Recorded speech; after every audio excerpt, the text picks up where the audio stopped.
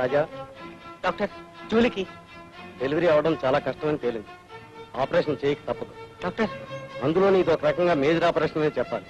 ప్రమాదం లేకుండా తల్లి బిడ్డ క్షేమంగా ఉండాలంటే ఒక్క డాక్టర్ విలియమ్స్ తప్ప ఇంకెవరూ ఈ ఆపరేషన్ చేయలేదు. డాక్టర్, ఆయన అడ్రస్ ఇవ్వండి, నేను తీసుకొస్తాను. ఓకే సార్, నా భార్యకి నెలల నుండి హాస్పిటల్లో చేర్పించాను.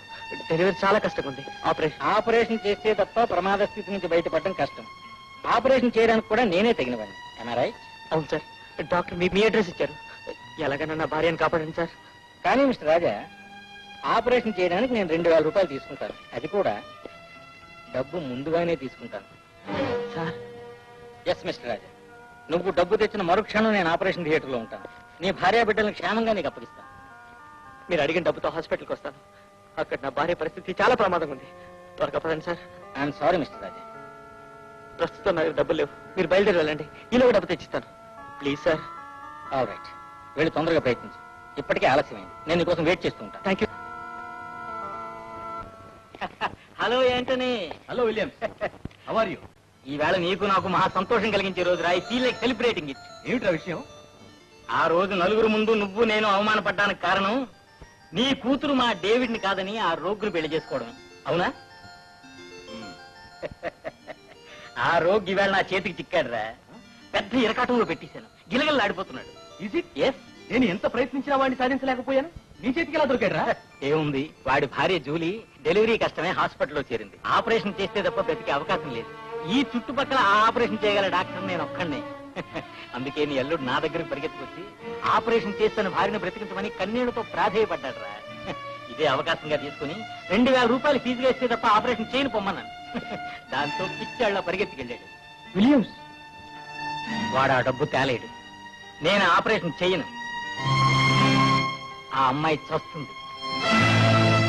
వాడు మతిపోయి వీధిని పడతాడు. దాంతో నీకసి నాకసి తీరి. నువ్వు మనిషివా రాక్షసుడివా? నిండు ప్రాణాలు పోతూ ఉంటే నవ్వుతూ తమాషాలు చెప్తావా? డాక్టర్ అయి ఉండి ప్రాణాలు రక్షించాల్సింది పోయి ప్రాణాలు పోవటానికి కారకుడు అవుతావా? డాక్టర్ గా ఇదేనా నీ ధర్మం? ఇదేనా నీ బాధ్యత? ఇదేనా నీ డ్యూటీ? మిస్టర్ యాంటనీ, అల్లుడికి ఉద్యోగం లేకుండా చేశావు. కన్న బిడ్డని పస్తులు పడేట్టు చేశావు. వాళ్ళు కష్టాలు పడుతుంటే చూసి ఆనందించావు. ఒక కన్న తండ్రిగా ఇదేనా నీ ధర్మం? ఇదేనా నీ బాధ్యత? ఇదేనా నీ డ్యూటీ?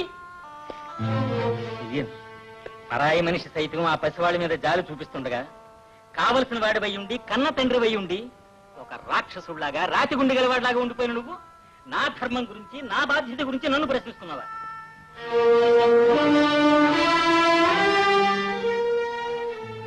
విలియమ్స్, ఇంతకాలం మూసుకుపోయిన నా కళ్ళు తెరిపించావురా. అంతంతో పశువునైన నాకు బుద్ధి చెప్పావురా. బ్రేక్ ఒక్కటేరా నేను రిక్వెస్ట్ చేసేది. ఎంత డబ్బు కావాలన్నా? డబ్బు ఇవ్వనంత మాత్రాన మనిషి ప్రాణాలు పోతుంటే చూస్తూ ఊరుకునేటంత దుర్మార్గుడిని కాదురా నేను. I'm a doctor. ప్రాణాలు కాపాడడం నా బాధ్యత. జూలీ ఆపరేషన్ కి అన్ని ఏర్పాట్లు చేయించి వచ్చాను. మరి ఇందాక నువ్వు చెప్పింది అబద్ధం.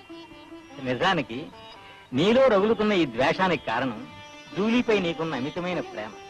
జూలీ నీ మాట కాదన్నందుకు ఆ ప్రేమ ద్వేషంగా మారింది. అంతేగాని నీ ద్వేషం నిజమైంది కాదని నాకు తెలుసురా. నీలో ఈ మార్పు రావాలని ఈ అబద్ధం ఆడింది. పదపోవడం